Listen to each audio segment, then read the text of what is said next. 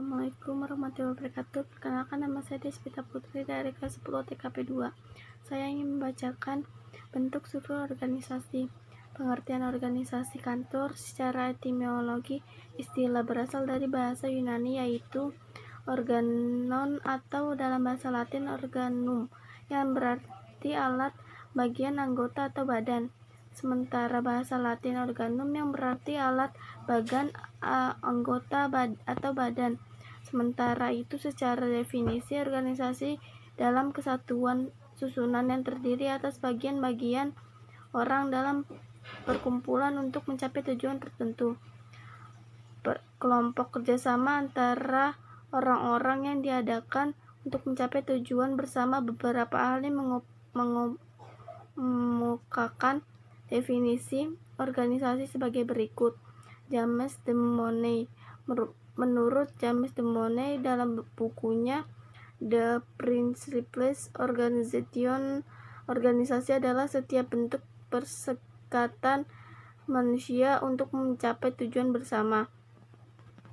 Chester Abraham mengemuk dalam bukunya The Function of the Executive bahwa organisasi adalah suatu sistem mengenai William Sussman. Sementara itu, menurut William Sussman, organisasi adalah suatu penggabungan dan orang-orang, benda, alat-alat, perlengkapan, ruang kerja, dan segala sesuatu yang bertaliannya dengan dihimpun dalam hubungan yang teratur dan efektif untuk mencapai suatu tujuan yang diinginkan. Organisasi adalah kesatuan susunan yang terdiri atas bagian-bagian orang dalam perkumpulan untuk mencapai tujuan tertentu.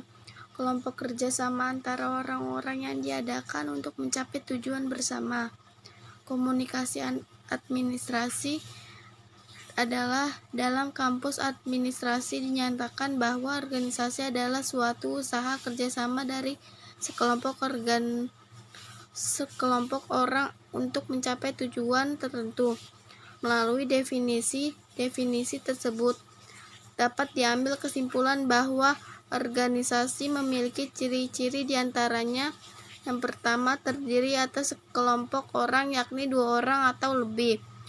Yang kedua, terdapat kerjasama yang berlangsung di dalamnya dan memiliki tujuan yang hendak dicapai bersama.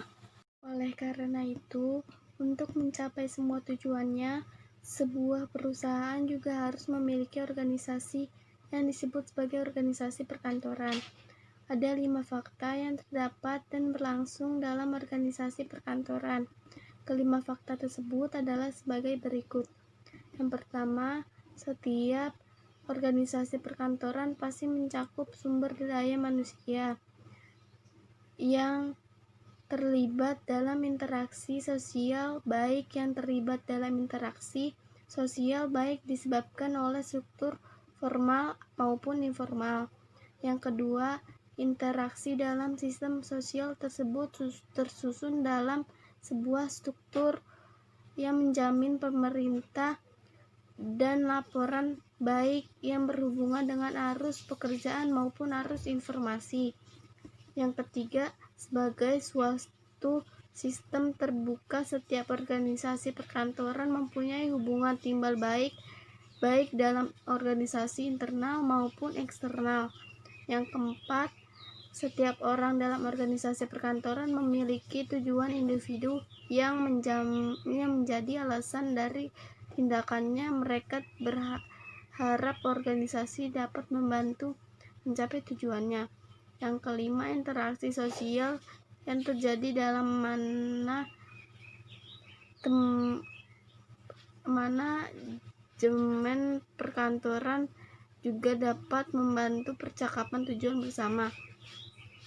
Berdasarkan 5 fakta tersebut dapat dikemukakan bahwa yang pertama, organisasi perkantoran adalah suatu proses interaksi antara orang-orang di dalam kantor untuk mencapai tujuan kantor. Yang kedua, organisasi perkantoran adalah suatu rangka dasar yang menjadi tempat orang-orang melangsungkan kegiatannya untuk menerima, menyimpan, mengolah, menyajikan informasi dan merawat aset perusahaan, serta organisasi perkantoran mencakup susunan staf, alokasi tugas, dan tanggung jawab dalam mengolah data dan informasi untuk membuat keputusan serta merawat aset perusahaan. Terima kasih. Wassalamualaikum warahmatullahi wabarakatuh.